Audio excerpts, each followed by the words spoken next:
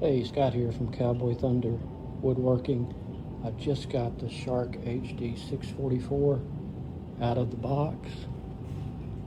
This is an upgrade from the 544. And I thought I would do a setup video because there's not one on YouTube to help anyone else that might need that kind of help. So I'll get started here in a second. And so the first thing I would say is, obviously you got to build your workbench.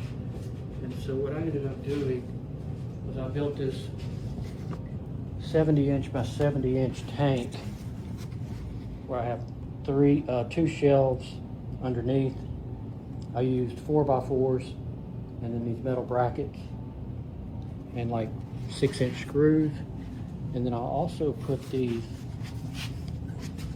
leveling feet, if you can see those. And they're really heavy duty. I think they go up to 1,000 pounds. So that if I needed to make any micro adjustments, I could. Because level is important. Let's see, I'm trying to find the best vantage point. Maybe like this for starters. So this is the controller. And this is the pendant, the new upgraded pendant. And obviously the Y1 and the Y2 rails with the X-axis and then the Z-axis, which goes up and down. So I'll put this controller on this shelf and I raise it up so that I get it to as high as possible, just to give my cords the maximum length as possible. So here we go. This is the arm for the pendant. It just got a little twist knob right there. Put these brackets on, then your pendant just slides down on like that. And this little screw keeps it in place.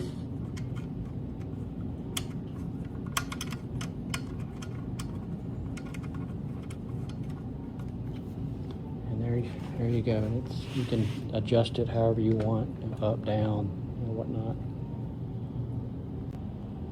And then the first thing you do is you put these little L brackets on to the Y-axis with the inserts there, and then you'll attach that to your table. So same thing on both sides. And then I just put them to the front edge of my table. And then on the left-hand side, you want about 5 inches of clearance from the inside out so that you have enough room for the drive chain. The other side, I think I've got about 2 inches of clearance. So next step, I took a punch and just punched in the center of those holes to make a little indentation. You can kind of barely see there. And I'll take a 5/16 drill bit and I'll drill the holes out for the threaded inserts.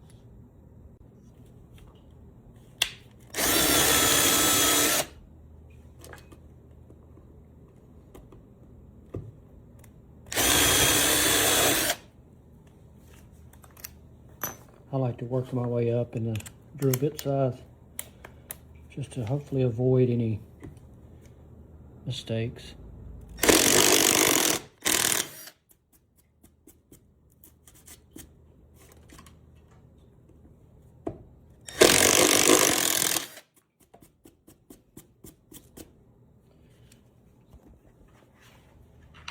So then I'll take these threaded inserts. The ones that come in the kit are zinc. I would recommend getting steel, which I happen to have, so I'm going to go get those. And so these steel ones are just much stronger, obviously, than zinc. I've noticed the zinc will sometimes strip out. And I got this off of Instagram, this little mini ratchet where you can get into tight spots.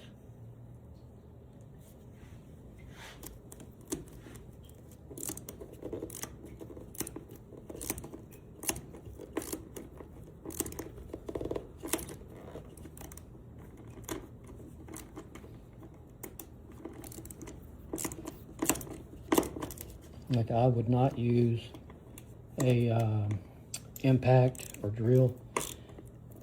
It's just too much power, and you run the risk of getting crooked, stripping, and other concerns.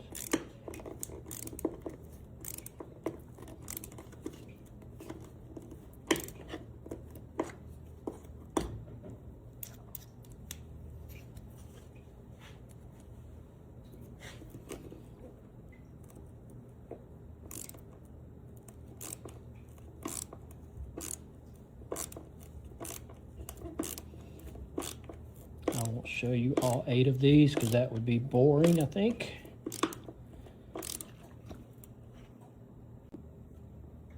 And then I take the bolts and put them in.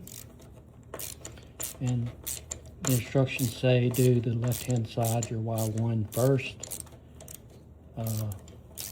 Do the threaded inserts for all of it, but then bolt down the left-hand side, the Y1, not the Y2 yet, because you'll have to make some, adjustments.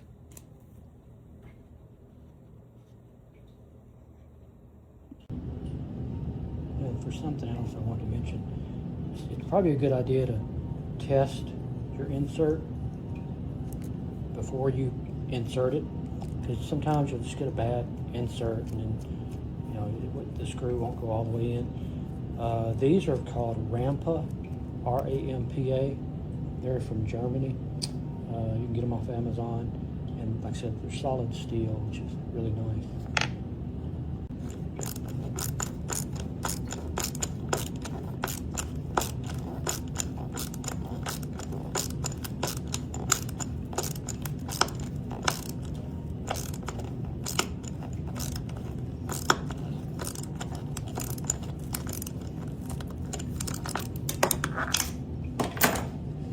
I'm just gonna pick this back up, put it back in place, take my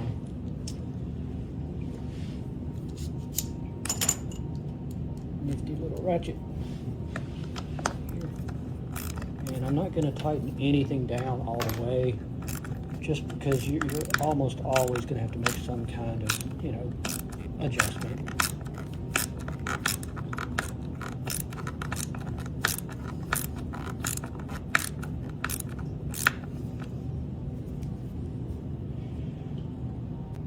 And again, just want to make sure on the left-hand side, you're 5 inches of clearance for your drive chain. And to get up under these front motors, you may have to just get a traditional, short wrench so you can get the clearance you need.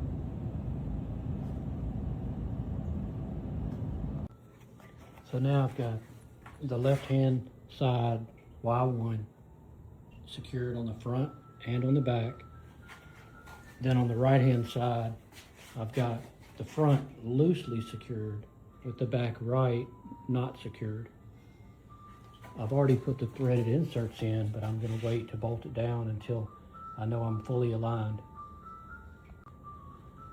Now, the gantry, the middle bar that goes from left to right? It's awful heavy. You can do this all by yourself, except for that one component. You're going to need 2 people to lift that up and set it on top of these 2 black boxes on the left and the right. Don't try it yourself. It is heavy, heavy, heavy. Next, you're going to take 8 of these bolts with lock nut and put 4 on each the left and the right side of this component. Also on the sides here, the left and the right side, you're going to have to lift this up just a few millimeters so that you can get the bolt to feed through the hole. Once you get one in, you're good. Okay, so I've got the gantry secured. The left side Y1 is secured in the front and back. The right-hand side Y2 is unsecured. I just put the threaded inserts in, but no bolts yet, because next we're going to do this drive chain, and we'll secure Y2 later. All right, this is your drive chain. You have one on the left side and then one on top. So this kind of moves as you move your machine, and it protects all of your cables. You want to take just a little flathead screwdriver and you pop it in on this side over here, and you just pop these open. And so then they'll open like that, and you do it all the way down, and all your cables will fit. Okay, so the drive chains are installed. A note, the one on the left-hand side has a smaller hole with a smaller bolt compared to the one that's on top. It's got the larger bolt with the larger hole. So make sure you pay attention to that.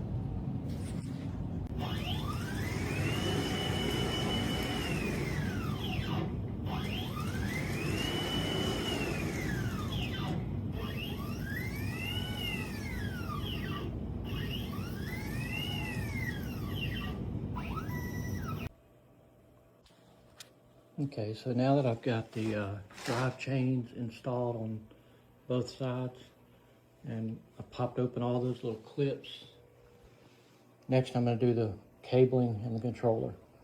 So you see the cables are labeled Y1, etc. It's also, some of the times the labels will fall off in shipment, but you can still trace by hand, meaning your Z cord, your longest one, because it's got to go all the way across and down. So those would be your two longest.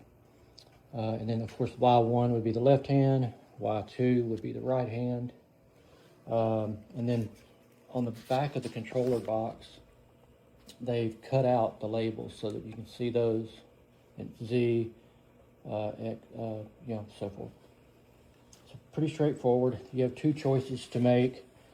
I chose to take the spindle cables and water lines and run those also down and around.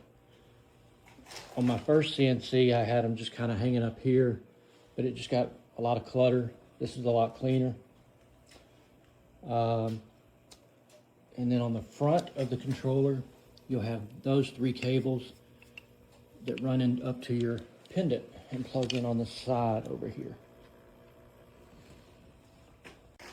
And then to install your spindle next, it's really just these 4 bolts, and this loosens up.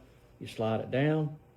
You have this power cable and 2 water lines, and the power cable connects to this small, or it's attached to that small box that you can kind of see up underneath there.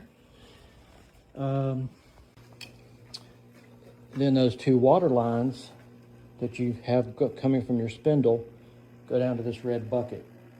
And inside of that, you'll see a water pump that the 2 lines hook to. You'll fill it up with distilled water, because distilled water doesn't have any bad stuff in it that could mess with your spindle. And I set it on this table so that it was as close to this spot here as possible, because they're not extremely long. And since I ran them all on that drive chain down and around onto this drive chain, I needed to stay as close as I could. The advantage of that, though, is you see it's just a lot cleaner look versus having all those cables just kind of hanging up. So the only thing I have right now is my vacuum hanging up from the ceiling. Okay, getting down to the very final stages. So with your pendant, when you first cut it on, go into your, let me go back to the home screen. Go to this little wrench info. Look at your model number and your firmware. Make sure your model number is correct. For the 644, the model number is 5600. When I first cut it on, it was like 4300, I think it was. And so the machine was confused. It wouldn't work right. So I've changed the model number to 5600. And then I go to the controller and I say factory restore. That takes, 30 seconds. And it's been doing fine from that point. So it's just a known bug that they're working to fix with the model number.